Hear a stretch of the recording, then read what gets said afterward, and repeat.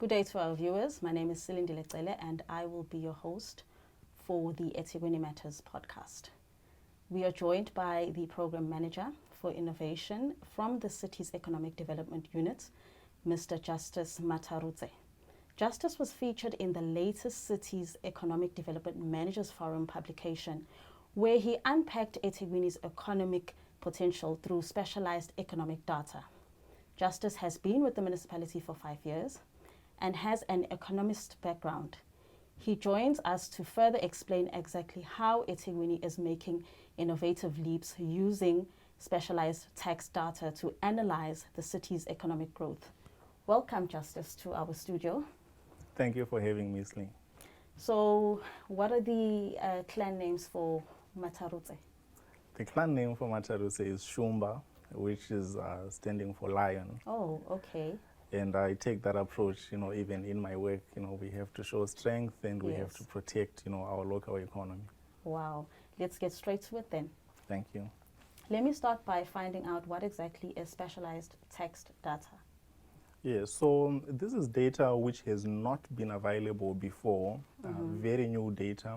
And the word specialized in this case means we are adding a location variable to the economic information we have.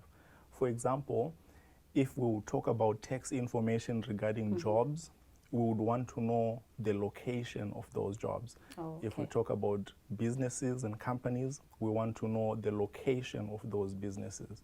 So the spatialization is adding that location information to this. Now, why is this important? It's because this information was not available to us before. Normally, when we get information from Stats SA or from national government, we just have information talking about this is the employment in EThekwini, this is the number of firms in EThekwini.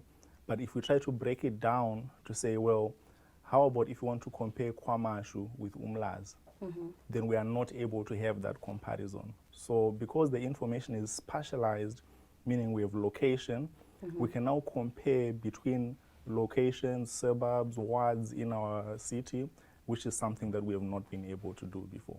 Oh, okay. And what is the difference between specialized text data and other methods of data collection? The key differentiator here is the fact that this information is coming from official tax records. Oh, okay.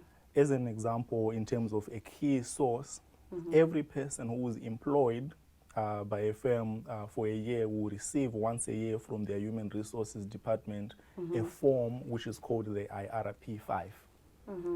That form is a form which is then sent to SARS by your employer, and we take the information which is on that IRP5 and then we make use of it.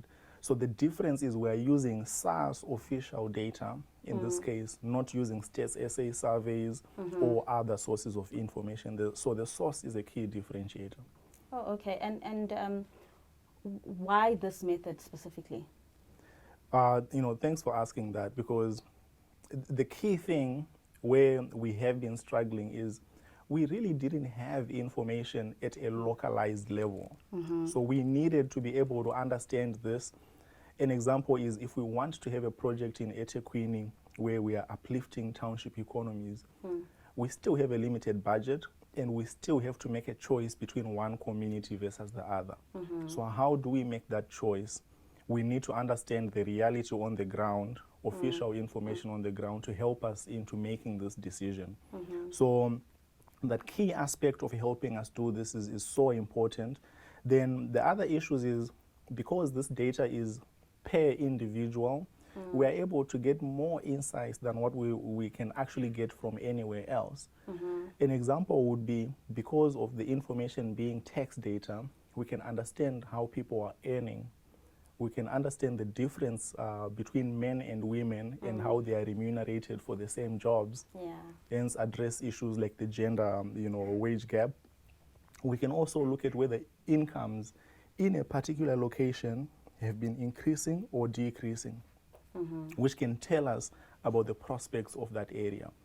Moreover, if we look at firms, we can be able to go to specific locations and understand whether businesses have been closing in that area or more businesses have been opening.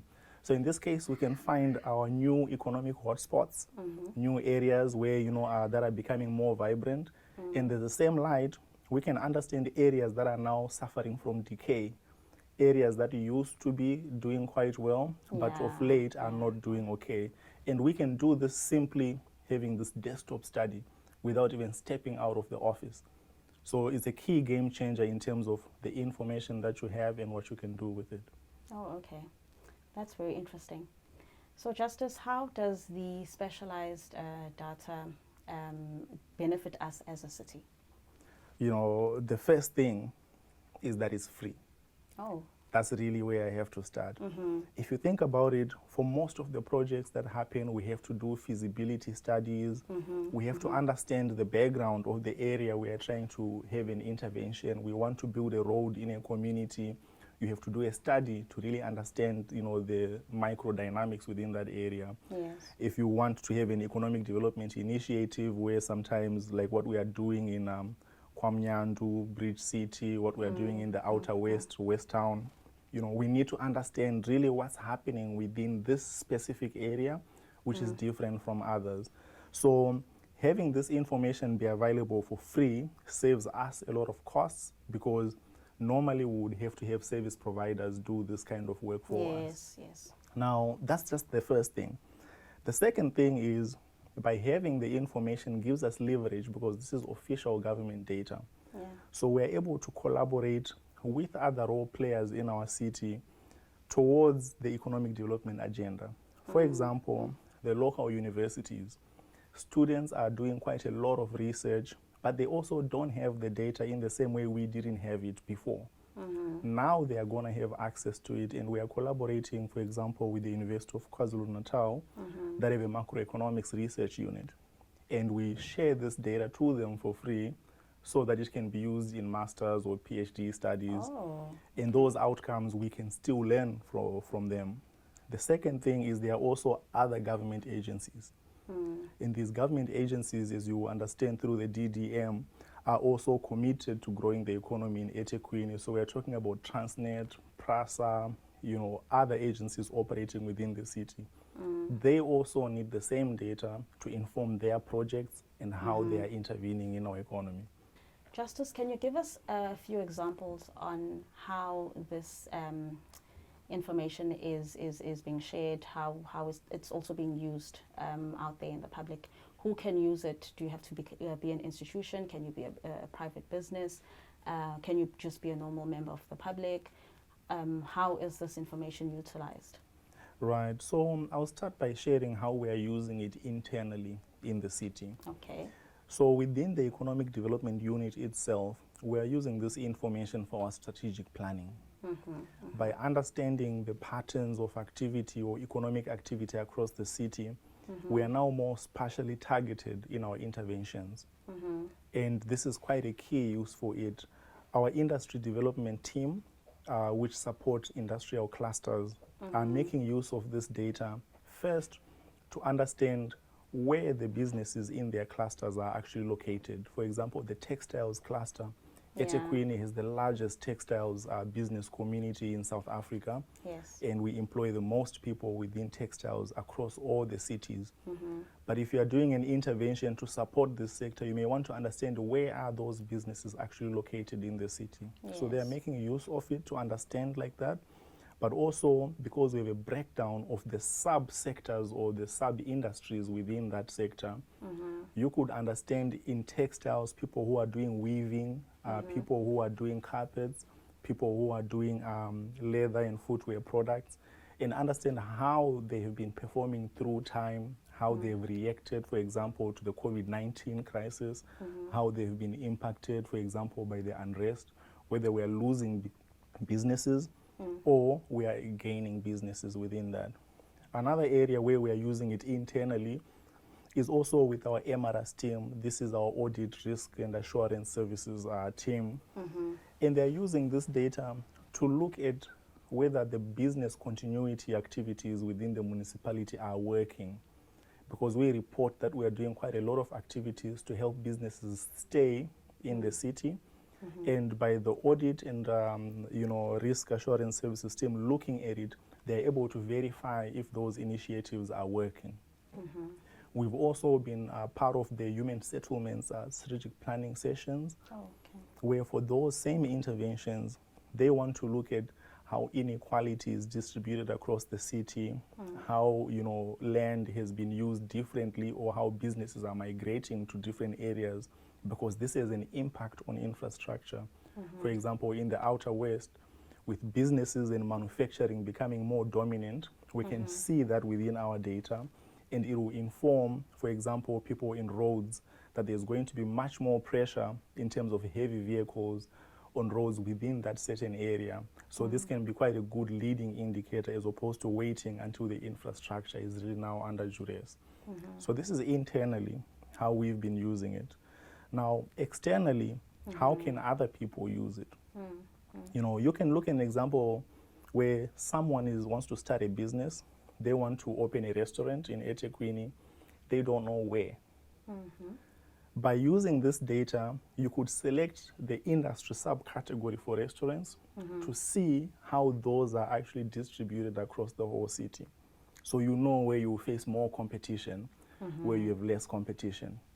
At the same time, you can overlay income information to say, well, where are people earning within the income bracket where they can afford to buy, a cup of coffee? Maybe your restaurant is a coffee shop. Where exactly are those located? And you say, well, even if they're earning well, I think people who are doing manufacturing probably won't be going out of the office to buy coffee, but people in financial services or professional services. So you can actually layer this information to be able to answer your specific business question.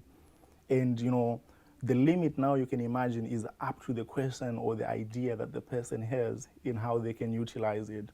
But these are use cases we are actively assisting people with internally and externally with this data.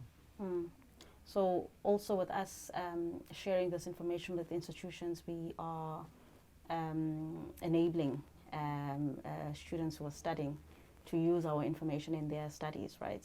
Yes, and this is quite a big thing that, we have to create an enabling environment. Yes. So enabling environment for our other units and departments within the city, so that they use the data and have greater impact on their work. The enabling environment in terms of our tertiary institutions, being the program manager of innovation, I have to make sure that the research and development initiatives in the city are also targeted towards our economic development goals.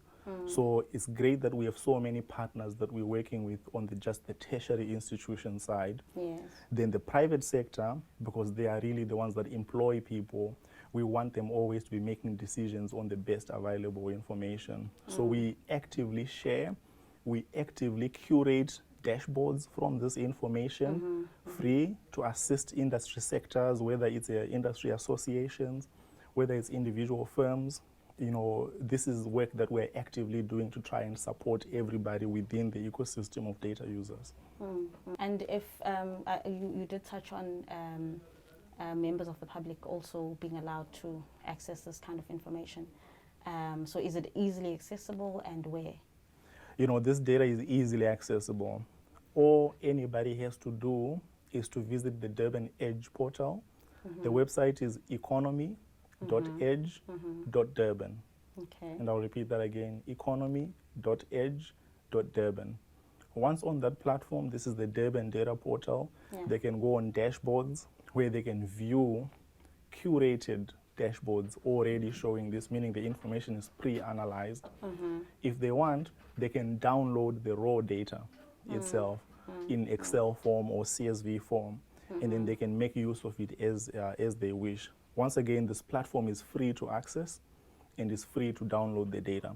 There's also another platform, which is a national platform, where this information is also freely available, called Spatial Text Data.org.za. So this platform is managed by the Human Sciences Research Council and National Treasury. But what we are doing is we are just making this available to a local platform that people are aware of, but it's a much bigger and much wider project covering all municipalities in South Africa. You also touched on our studies have been used elsewhere for further studies, we take that and we analyze the outcomes of our information. So once we get that back, you also explain that we divert it to the relevant departments.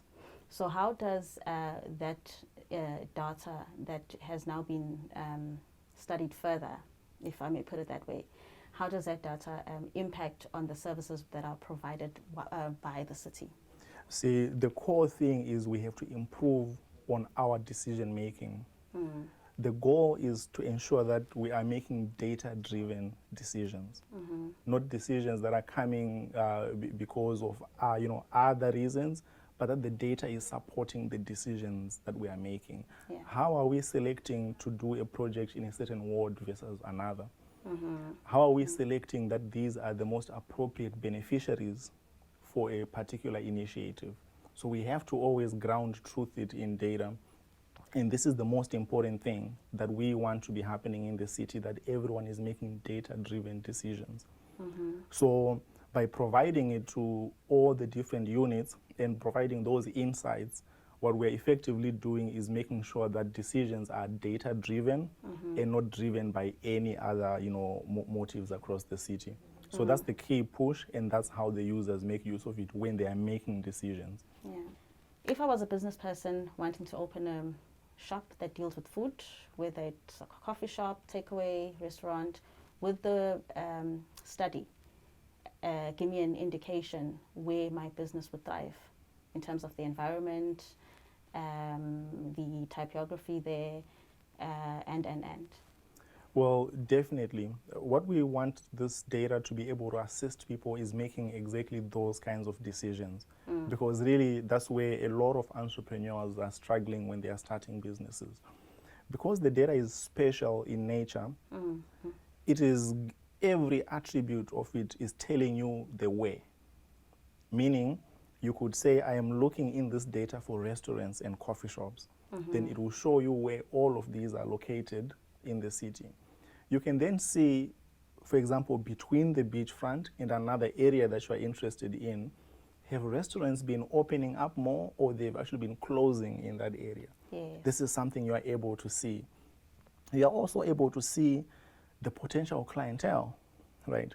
What are the top employers within this area that I'm thinking to, locate the business? Yeah. And do I think I would be able to attract those people working in there to come to the restaurants or to the cafe?